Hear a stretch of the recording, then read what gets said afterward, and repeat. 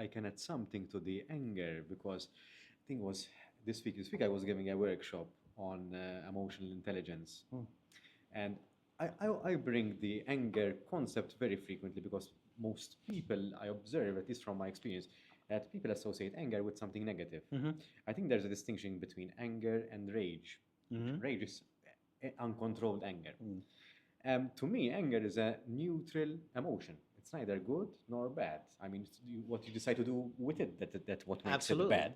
I mean, happiness can be harmful in some ways because if you're too happy in some Can you be too happy? Oh my God, this is interesting. Can you be too happy? in the sense that if you're too in psychology, there's this concept called mania. Okay, yeah. So you're in a frenzy. You're so happy, and this is sometimes induced by drugs. Yeah, well, So okay. if you're that kind of happy, that can be harmful to you. So Yeah, you might do some but that's yeah, okay. irrational decisions. It could be harmful to you, but again, if it's like even induced by drugs, so what does that do? So this and again, when it comes to drugs, for instance, what does drugs do? Basically, what it does is it bypasses, it allows you to eliminate your consciousness. Consciousness in the sense of it numbs what your everyday reality is. It allows you to go to the unconscious. Yeah. It takes you to a place where people can go in meditation. But the drugs do this. That's why we call it. That's why we call it a high. Yeah. And it truly is a high because it feels. Oh, I almost used the F word. It feels really good. It does. Why do you think someone goes back to the drugs? Because it feels felt good. so great. But would you say that it's a good thing to be super happy like that on a high? If you could do it without the drugs. Yes. And you can.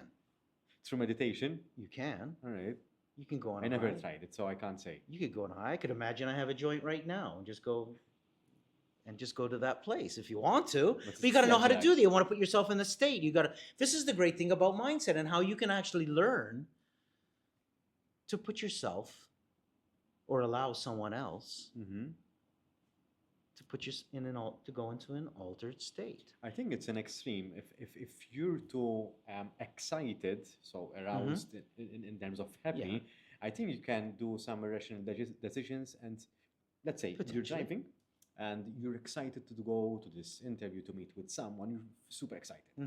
And you might drive recklessly because you're super excited. You're happy, but you might drive recklessly because of that. So that's what I meant by being too happy. Not okay.